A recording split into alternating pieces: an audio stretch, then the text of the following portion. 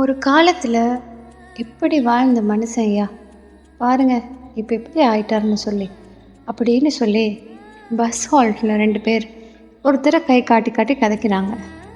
அந்த மனுஷனும் ஜன்னலோரமாக உட்காந்துட்டு ஒரு நடுத்தரமான வயசான ஆள் மாதிரி இருந்தார். பார்க்கக்குள்ள அவருடைய முகத்தில் ஏதோ பெரிய யோசனையோட, பெரிய ஒரு கவலையோட, ஏதோ இழந்துட்ட மாதிரியே ஒரு தோற்றம்.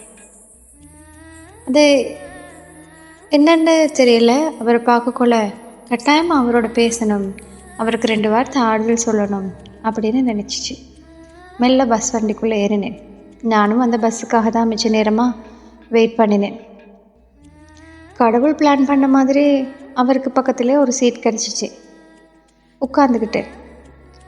எங்கள் 2 பேர்டையும் பயணம் ஒரு அரை மணி நேரம், ஒரு 45 நிமிஷம் வரைக்கும் போகக்கூடிய ஒரு பயணம். அந்த அளவு தூரம் தான் நான் போகணும். கண்டக்டரும் வரவும் டிக்கெட் எடுத்துட்டேன்.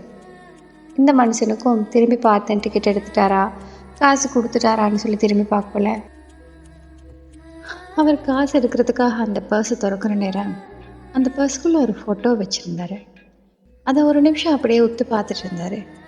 கண்டக்டரும் அவரோட மனநிலைமை புரியாமைக்கு, காசு கொடுங்க ஐயா, லேட் ஆகுது, இன்னும் நிறைய பேர் பார்க்கணும் அப்படின்னு சொல்கிறாங்க.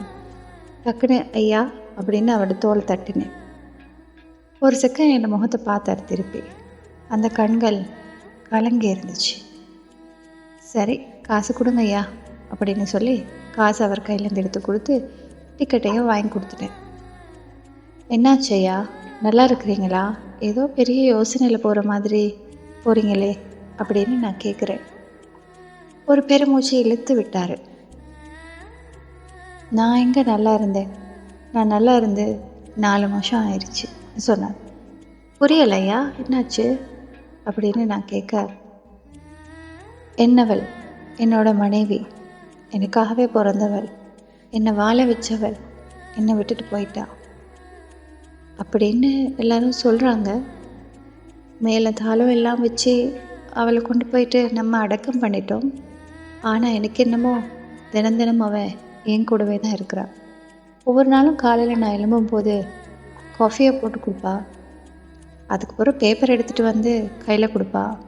நானும் சாய் நாட்காலியில் உட்காந்துட்டு அந்த பேப்பரை வாசிச்சுட்டு 10 மணி மாதிரி ஆயிடுச்சு, சமைக்கலையா அப்படின்னு கேட்டு கிச்சனுக்கு போனேன்னா 1000 கதை பேசி பேசி சிரித்து சிரித்து கீரையை நான் க்ளீன் பண்ணி கொடுப்பேன், மரக்கறியை வெட்டி கொடுப்பேன், தேங்காய் உடைச்சி கொடுப்பேன். அவள் சமைப்பா. 2 பேரும் சேர்ந்து சாயந்தர நேரம் பாட்டு படிப்போம், ஜன்னலை திறந்து பார்ப்போம். அந்த நேரம் யாராலும் வியாபாரி மாதிரி ஏதாவது விற்றுட்டு வந்தா, ஐயா ஒரு நிமிஷம்னு சொல்லிட்டு நான் ஓடி ஓடி போய் அவளுக்கு தேவையானதை வாங்கிட்டு வந்து கொடுப்பேன். அப்படி மரக்கறி வாங்க போகிற நேரங்களில் பூ வாங்கிட்டு வந்து கொடுப்பேன். முக்கியமாக அவளுக்கு தலையில் பூ வச்சுக்கிறதுனா ரொம்ப பிடிக்கும். ஆனால் என்ன விஷயம்னா, இந்த 4 மாதத்தில் நான் அவளுக்கு ஒரு முறை கூட பூ வாங்கி கொடுத்ததில்ல. அவள் தலையில் வச்சுக்கணும்னு எனக்கிட்ட கேட்கவும் இல்லை. அதை மட்டும்தான் என் மனசுக்கு வித்தியாசமாக தோணுச்சு. அதான் கிளம்பிட்டேன்னா. விசேஷமாக மார்க்கெட்டில் ஒரு வகை பூ கட்டுவாங்க தம்பி. அந்த மல்லிப்பூவெல்லாம் ஒரு ஓரமாக அழகாக கோர்த்து கோர்த்து வரக்குள்ள சின்ன சின்ன ரோசா பூ இடையில வச்சு அழகான ஒரு பூ. அதை எப்போயாச்சும் விசேஷம்னா அவளுக்கு வாங்கிட்டு வந்து கொடுப்பேன். இன்றைக்கி மார்க்கெட்டுக்கு போய் அதில் ஒரு 3 முழம் பூ வாங்கிட்டு வந்து கொடுக்குறோன்னு தான் போயிட்டு இருக்கிறேன் தம்பி அப்படின்னு சொன்னார்.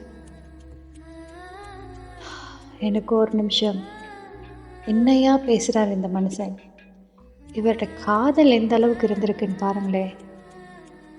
இதில் உண்மையாகவே இவங்களோட வைஃப் தவறிட்டாங்களா, இல்லாட்டி இருக்கிறாங்களா, இல்லாட்டி இவருக்கு எதுவும் சுகம் இல்லையா, எதுவுமே எனக்கு தெரியலை.